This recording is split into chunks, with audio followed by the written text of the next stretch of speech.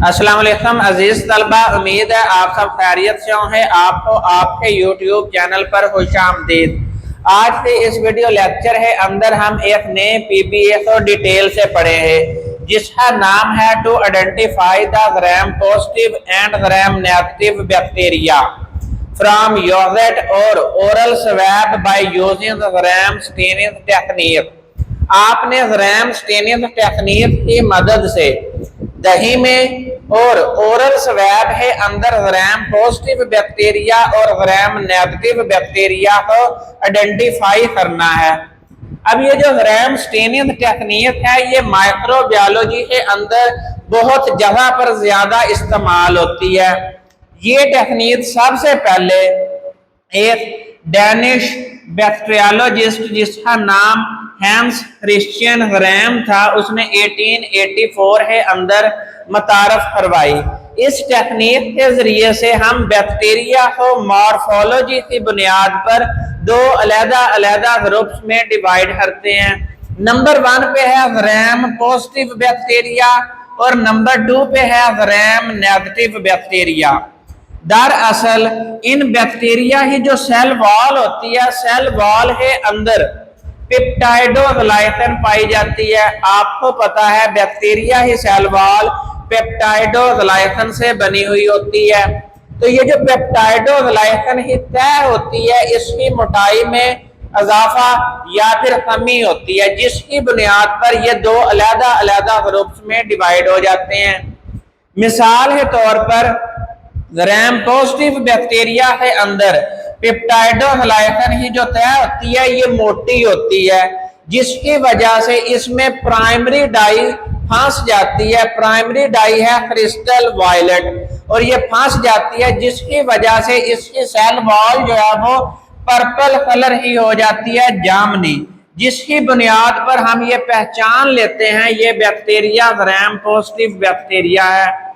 जब है दूसरी जानब ग्राम नेगेटिव बैक्टीरिया के अंदर थिन पेप्टाइडोग्लाइकन लेयर होती है। पेप्टाइडोग्लाइकन की जो तह होती है वो ग्राम पॉजिटिव बैक्टीरिया की निस्बत पतली होती है और इसके अंदर क्रिस्टल वायलेट डाई जो है वो नहीं फंसती।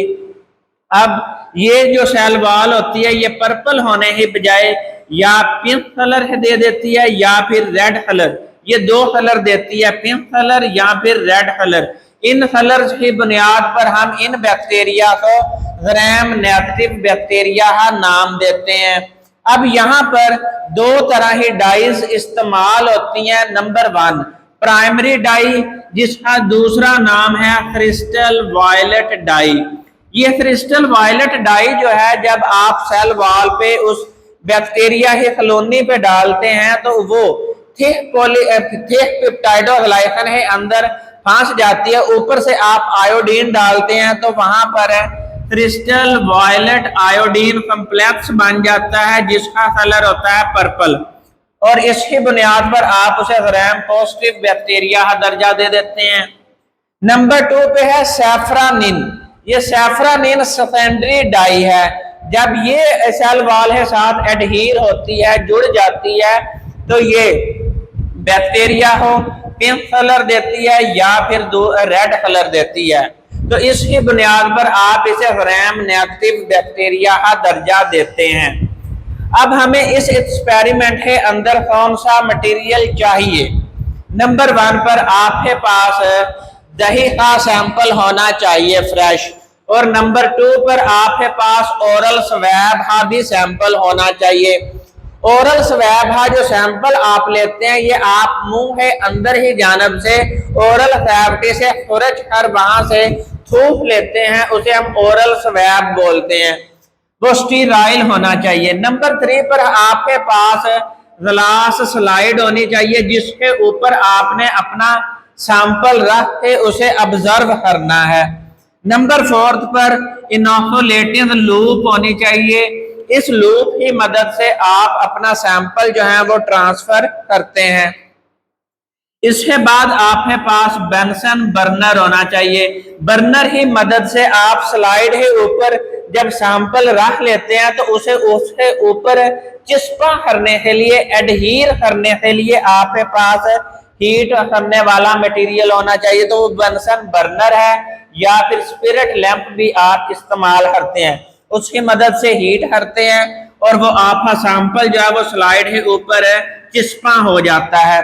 इसके बाद आपके पास ग्राम स्टैनिस रीजेंट होने चाहिए, जिसमें आपके पास शामिल हैं crystal violet primary dye, Gram's iodine, number 3 पे है अल्कोहल या एसीटोन, ये एज ए डीकलोराइजिंग एजेंट इस्तेमाल होते हैं। उसके अलावा आपके पास सेकेंडरी डाई सैफरानिन होनी चाहिए, माइक्रोस्कोप होनी चाहिए, इमर्शन ऑयल होना चाहिए और टिश्यू पेपर होना चाहिए। ये सारा मटेरियल आपका इस तजर्बे के अंदर इस्तेमाल होगा। इसके अलावा आपके पास सेफ्टी इक्विपमेंट्स जिसमें ग्लव्स आ जाते हैं, लैब कोट आ जाता है, ग्लासेस आ जाते हैं, ये तमाम आपके पास सेफ्टी इक्विपमेंट्स भी होने चाहिए। प्रोसीजर, सबसे पहले आपने सैंपल ही स्लाइड बनानी है, तो आपने सबसे पहले उस ग्लास स्लाइड को आपने सबसे पहले डिस्टिल वाटर से वॉश करना है। वॉश करने के बाद आपने उस ग्लास स्लाइड को एयर ड्राई करना है। जब ड्राई हो जाएगी, साफ हो जाएगी, तो आपने इनोकुलेटिंग लूप से एक डिस्टिल वाटर है 1 या फिर 2 ड्रॉप्स जो है वो अपनी स्लाइड है ऊपर डाल लेने हैं। अब आपने उसी इनोकुलेटिंग लूप से फ्रेश दही जो है उसके 1 या 2 ड्रॉप लेके उस डिस्टिल वाटर के ऊपर डाल के मिक्स अप कर लेने हैं। इसी तरह एक और स्लाइड बनानी है, उस पे आपने डिस्टिल वाटर डाल लेना है और ओरल स्वैब है जो है वो सैंपल आपने डाल के मिक्स अप कर लेना है। उसके बाद आपने दोनों स्लाइड्स को एयर ड्राई करना है, दोनों थोड़ी थोड़ी देर के लिए आपने ड्राई करने के लिए रख देना है हवा में। उसके बाद आपने बेंसन बर्नर जलाना है और उस लास्ट स्लाइड को आपने उसके ऊपर 2 से 3 मरतबा पास करना है, ऊपर हीट अप नहीं करना, बल्कि ऊपर से बस जेंटली 2 से 3 दफा आपने पास करना है। जब आप पास करेंगे तो वो स्लाइड जो है वो हीट अप होने की वजह से वो दही का सैंपल और ओरल स्वैब का सैंपल जो है वो ऊपर एडहीर हो जाएगा, चिपक जाएगा, अब वो ऊपर परमानेंट अटैच हो जाएगा। इस तरह आपकी जो स्लाइड है ये तैयार हो चुकी है। अब इसके बाद आपने उस स्लाइड है ऊपर प्राइमरी डाई डालनी है। प्राइमरी डाई आपने 2 से 3 ड्रॉप जो है वो ऊपर डालने हैं, वो जो उस स्मीयर पे, स्मीयर बोलते हैं दाग धब्बा, यहाँ पर जो आपका सैंपल जो ऊपर चिपक जाता है वो स्लाइड है ऊपर ऐसे ही नजर आता है जैसे यहाँ पर कोई धब्बा पड़ा हुआ है। तो आपने उस धब्बे के ऊपर जो है वो प्राइमरी डाई क्रिस्टल वायलेट जो है वो डालनी है। अब यहाँ पर एक स्टेप आपने याद रखना है, यहाँ पर स्लाइड के साथ आप जो भी ट्रीटमेंट करते हैं फौरन उसे बाद में वॉश करना है हर स्टेप के बाद। जैसे ही आप इसके ऊपर क्रिस्टल वायलेट डाई डालने हैं 1 मिनट के लिए, 1 मिनट के बाद आपने उस स्लाइड को डिस्टिल वाटर से धो लेना है। अब जब आपने स्लाइड धो ली है, इसके बाद आपने ग्राम आयोडीन है 1 से 2 ड्रॉप जो है वो उस स्लाइड के ऊपर डालने हैं और 1 मिनट के लिए आपने वो आयोडीन ऊपर रखनी है।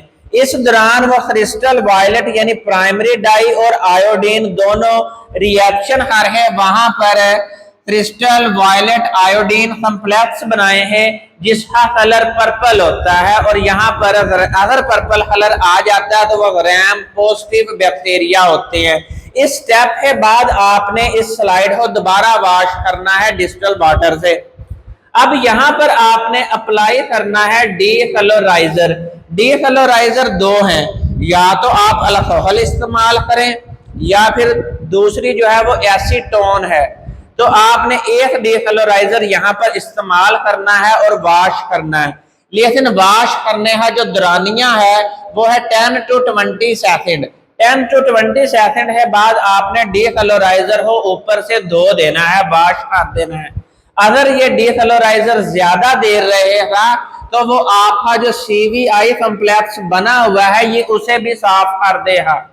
तो इसलिए 10 to 20 सेकंड के बाद डीकलोराइजर को आपने वॉश करना है और फिर आपने उस स्लाइड के ऊपर सेकेंडरी डाई डालनी है, क्योंकि जब आप सैंपल अप्लाई करते हैं तो आपको नहीं पता होता इसमें ग्राम पॉजिटिव बैक्टीरिया है या फिर ग्राम नेगेटिव बैक्टीरिया है। आपने उस स्लाइड को दोनों डाइस के साथ ट्रीट करना है ताकि जो उसमें ग्राम पॉजिटिव बैक्टीरिया है वो पर्पल हो जाए और ग्राम नेगेटिव बैक्टीरिया पिंक या फिर रेड हो जाए।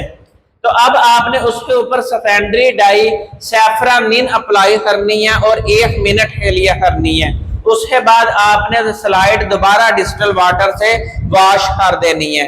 अब आपने उस स्लाइड को ड्राई करना है। ड्राई करने के बाद आपने उसके ऊपर इमर्शन ऑयल लगाना है और वो स्लाइड अब आपकी तैयार स्लाइड है। अब आपने माइक्रोस्कोप के स्टेज पे रखनी है और ऑब्जर्व करनी है। तो आपके पास जो रिजल्ट्स आते हैं, आपको उस बैक्टीरियल कॉलोनी के अंदर 2 तरह के कलर ऑब्जर्व होते हैं। नंबर 1 पे पर्पल और नंबर 2 पे या तो आपको पिंक कलर नजर आया है या फिर रेड कलर।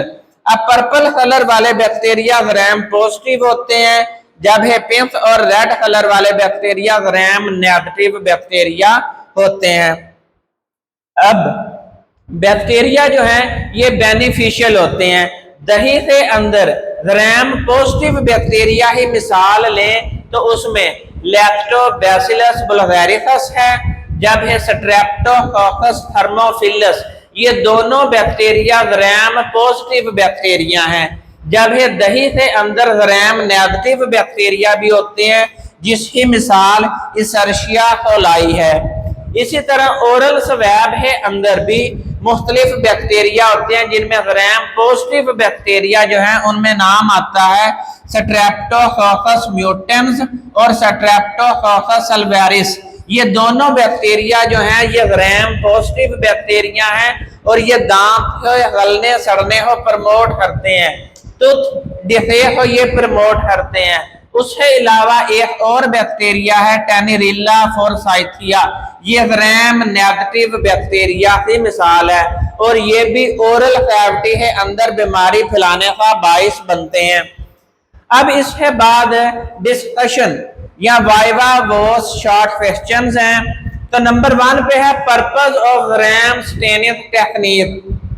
आप ग्राम स्टेनिंग टेक्निक किस मकसद से माइक्रोबायोलॉजी के अंदर इस्तेमाल करते हैं? तो ये इसलिए करते हैं कि आप मॉर्फोलॉजी की बुनियाद पर सेल वॉल के अंदर पेप्टाइडोग्लाइकन लेयर की बुनियाद पर आप बैक्टीरिया को 2 ग्रुप्स में डिवाइड कर सकें, ग्राम पॉजिटिव में और ग्राम नेगेटिव में मॉर्फोलॉजी की बुनियाद पर। क्योंकि किसी भी जानदार को क्लासिफाई करना मॉर्फोलॉजी की बुनियाद पर आसान होता है, वो आपको नजर आ जाते हैं फीचर्स। नंबर 2 पे है differentiate between gram positive and gram negative bacteria. Gram positive bacteria के अंदर पेप्टाइडोग्लाइकन की लेयर मोटी होती है, ग्राम नेगेटिव बैक्टीरिया के अंदर पेप्टाइडोग्लाइकन की लेयर पतली होती है। ग्राम पॉजिटिव बैक्टीरिया जामुनी कलर देते हैं, ग्राम नेगेटिव बैक्टीरिया पिंक और रेड कलर देते हैं। इसके अलावा ग्राम पॉजिटिव बैक्टीरिया के अंदर टिकोइक एसिड मौजूद होता है, ग्राम नेगेटिव बैक्टीरिया के अंदर टिकोइक एसिड एब्सेंट होता है। तो ये 3 डिफरेंस हैं। इसके बाद नंबर 3 क्वेश्चन है why heat fixation is necessary.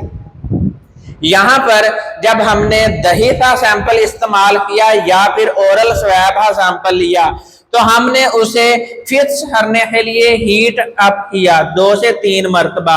ये क्यों जरूरी है?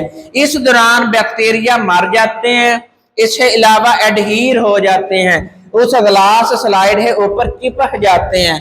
और नंबर 3 पर हीट करने से सेल वॉल जो है वो मोर परमिएबल हो जाती है। जब मोर परमिएबल हो जाएगी, पोरस हो जाएगी, तो उसके अंदर क्रिस्टल वायलेट आयोडीन कम्प्लेक्स या फिर सैफ्रानिन जो है वो डाई आसानी से रिएक्शन हर है वहां पर कलर चेंज कर देती है। इसलिए नंबर 5 पर है वाई डीकलोराइजिंग स्टेप इंपॉर्टेंट। आपने यहाँ पर यह बात पढ़ रखी है, डीकलोराइजर जब आप ज्यादा देर अप्लाई करते हैं तो वो ऊपर से CVI कॉम्प्लेक्स को भी खत्म कर देता है, जाया कर देता है।